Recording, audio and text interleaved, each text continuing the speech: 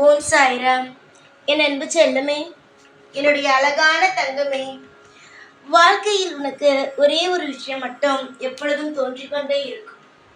அதாவது உன்னுடைய உறவுகள், அதாவது நண்பர்களாக இருக்கலாம், உன்னுடைய உறவுகளாக இருக்கலாம், உன்னிடம் எப்பொழுதுமே சொல்லும் விஷயம் ஒன்றே ஒன்றுதான். நான் ஒரு விஷயம் நினைத்தேன், ஆனால் அதை உடனடியாக வாங்கி விடுவேன் என்று.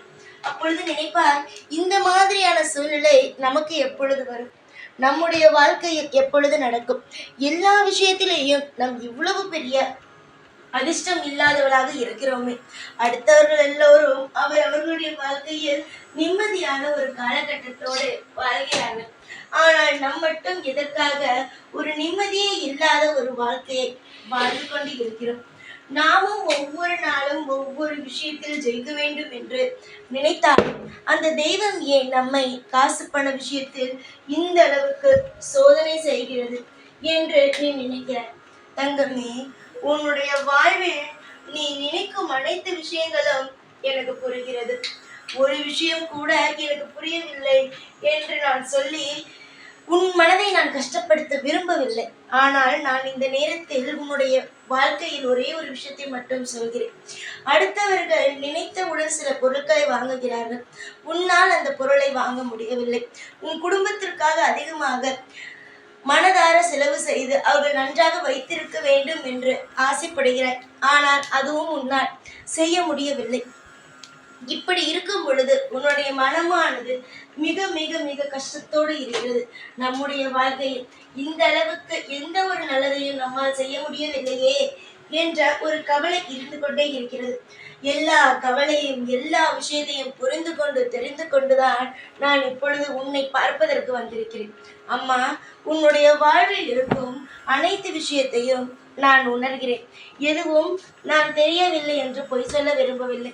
உன்னுடைய கடினமான காலகட்டத்தை அடியோடு எடுத்து உனக்கு இன்பமான ஒரு காலகட்டத்தை கொடுக்கலாம் என்று முடிவெடுத்து விட்டேன். நான் சொல்லும் இந்த ஒரே ஒரு விஷயத்தை மட்டும் நீ செய்தால் போதும். ஏனென்றால் இதுதான் சில சூட்சமமான விஷயங்கள். முக்கியமாகவே நீ நினைக்கிறாய் அல்லவா, பணக்காரர்கள் எப்படித்தான் முன்னுக்கு வருகிறார்கள், என்ன விஷயம்தான் செய்கிறார்கள், எப்ப பார்த்தாலும் அவர்களிடம் மட்டும் பணமானது செல்வங்கள் இருந்து கொண்டே இருக்கிறதே என்று இந்த ஒரு விஷயத்தை யாராக இருந்தாலும் சூட்சமமாக செய்து கொண்டுதான் இருக்கிறார்கள். இதை யாரும் வெளியில் சொல்வது கிடையாது. வெளியில் சொல்லாமல் அவரவர்களுடைய வாழ்க்கையில் எல்லா விஷயத்தையும் செய்கிறார்கள். நீதான் இன்று வரைக்குமே எந்த ஒரு விஷயத்தையும் புரிந்து கொள்ளவே இல்லை. உன்னுடைய வாழ்வில் நீ பார்க்கும் ஒவ்வொரு விஷயமும் எனக்கு தெரியும். என்னென்ன விஷயத்தை நீ எதிர்பார்க்கிறாய், என்னென்ன விஷயங்கள் உனக்கு தேவைப்படுகிறது என்று எல்லா விஷயங்களும். உன்னுடைய பணம் வைக்கும் பையில் ஏலக்காய், கிராம்பு, பட்டை இல்லை பச்சை கற்பூரம், இதில் ஏதாவது 3, புரிகிறதா? கிராம்பு 1, ஏலக்காய் 1, பட்டை ஒரு துண்டு, பச்சை கற்பூரம். பச்சை கற்பூரத்தை அப்படியே கட்டமாக இருப்பதை அப்படியே உன்னுடைய பையில் போட்டு வைத்துக்கொள். இதில் ஏதாவது 3 இருந்தாலே போதும். 3 உன்னுடைய பையில் போட்டாலே போதும். முக்கியமாக பச்சை கற்பூரம், அது உன் பையில் இருக்கட்டும். அதை நீ ஒரு நல்ல வெள்ளிக்கிழமையாக பார்த்து உன்னுடைய பையில் போடு. பிரம்ம முகூர்த்த நேரத்தில் போட வேண்டும். அப்படி இல்லையா, இன்று போடு. ஒன்று, நான் சொல்லும் விஷயத்தை வெள்ளிக்கிழமை அன்று பிரம்ம முகூர்த்த நேரத்தில் போட வேண்டும். அப்படி இல்லை என்றால் இன்று இரவு போட்டுவிடு. நாளையிலிருந்து அது உனக்கு வேலை செய்ய ஆரம்பிக்கும். பணம் இல்லை என்று நீ தவிக்கும் விஷயத்தில் எந்த பணப்பையில் வைக்கிறாயோ அந்த பணப்பை உனக்கு ராசியாக மாறிவிடும். நீயே சொல்ல ஆரம்பிப்பாய், இந்த பையில் நான் பணத்தை வைக்கும் பொழுதுதான் அந்த பணமானதோ சேர ஆரம்பிக்கிறது என்பதை நீயே சொல்வாய். அப்படிப்பட்ட ஒரு அதிசயத்தை நான் சொன்ன பொருட்கள் உன்னுடைய வாழ்க்கையில் வந்து சேர்க்கும். இது சாதாரணமான விஷயமே கிடையாது.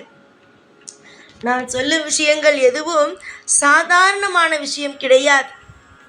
உன்னுடைய வாழ்வில் ஒவ்வொரு காலகட்டமும் உன்னுடைய ஒவ்வொரு விஷயத்தையும் நான் நிச்சயமாகவே செய்து கொடுப்பேன். துரோகம் எப்பொழுதும் உன்னுடைய வாழ்க்கையில் கிடையாது. உன்னுடைய தேடல்களும் உன்னுடைய மனதுக்குள் இருக்கும் கவலைகளையும் இந்த சாய் அறிகிறேன். இந்த சாய்க்கு புரிகிறது, என்னுடைய பிள்ளை இந்த அளவுக்கு கஷ்டப்படுகிறதே என்ற ஒரு புரிதல் எனக்கு இருக்கிறது. கண்டிப்பாக இந்த சூழ்நிலைகளானது மாறும். இந்த அனைத்து விஷயத்திலேயும் எல்லாமே நல்லது நடக்கும். தேடிக்கொண்டு இருக்கும் ஒவ்வொரு விஷயமும் இன்பமான விஷயங்களாகவே உனக்கு கிடைக்கும். இதை மட்டும் செய் தங்கமே, போதும். வேறு எதையும் செய்ய வேண்டாம்.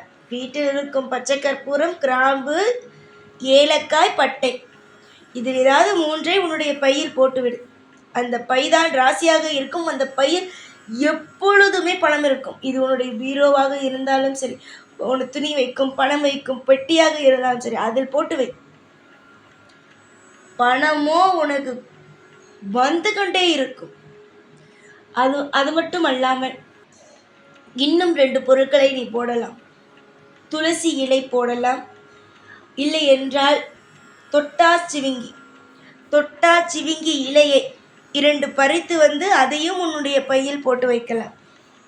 இது எல்லாமே எது உனக்கு கிடைக்கிறதோ அதில் 3 எடுத்து பையில் போடு. போட்டு வைத்த பை உனக்கு ராசியான பையாகும். அந்த பையில் பணமானது சேர்ந்து கொண்டே இருக்கும். நாளையிலிருந்து இனிமேல் உன்னுடைய முழு நாளும் இன்பமான நாளாக மட்டுமே இருக்கும். இனிமேல் உன்னுடைய வாழ்க்கையில் எல்லாமே நல்லதாகவே நடக்கும். எல்லாமே உனக்கு செல்வங்கள் வரும்.